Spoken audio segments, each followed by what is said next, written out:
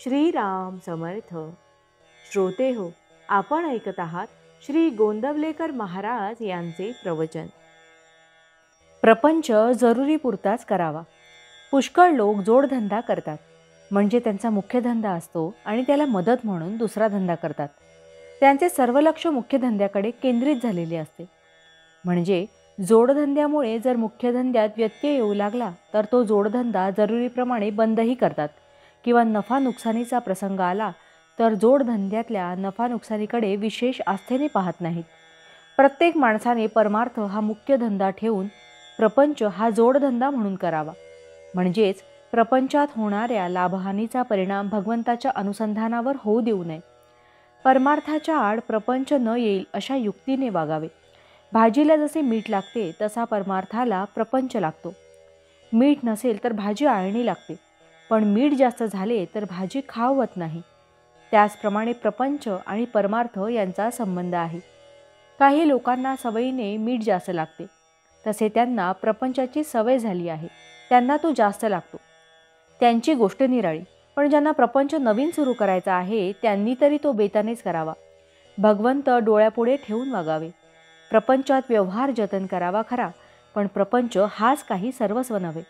भगवंताचा विसर हा कोणत्याही कारणाने झाला तरी तो बरा नाही.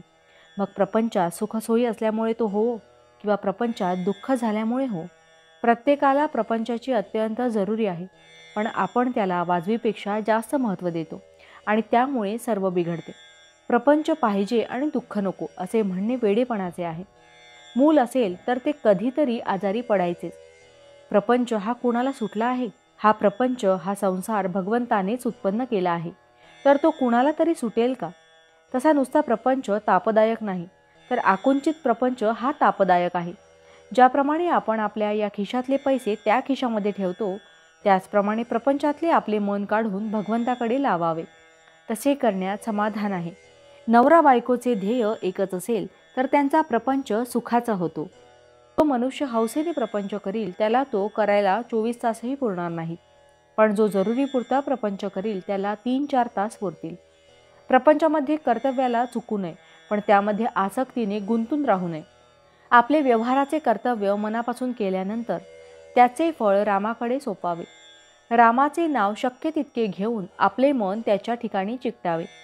यासाठी त्याची मनापासून प्रार्थना करावी. भावार्थ: प्रपंच हा मोडक्या वस्तू नीट करण्याचा कारखाना आहे. तिथे मोडक्या वस्तू जितक्या जास्त असतील तितकी शिकणाऱ्याला संधी जास्त असते. जानकी जीवन स्मरण जय जय राम. महारुद्र हनुमान की जय. समर्थ रामदास स्वामी महाराज की जय. सब संतन की जय. श्री अनंत कोटि ब्रह्मांड नायक राजाधिराज सच्चिदानंद सद्गुरु श्री ब्रह्म चैतन्य महाराज की जय. जय जय रघुवीर समर्थ.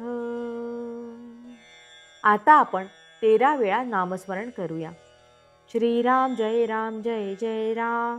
श्रीराम जय राम जय जय राम. श्रीराम जय राम जय जय राम. श्रीराम जय राम जय जय राम. श्रीराम जय राम जय जय राम. श्रीराम जय राम जय जय राम. श्रीराम जय राम जय जय राम. श्रीराम जय राम जय जय राम. श्रीराम जय राम जय जय राम. श्रीराम जय राम जय जय राम.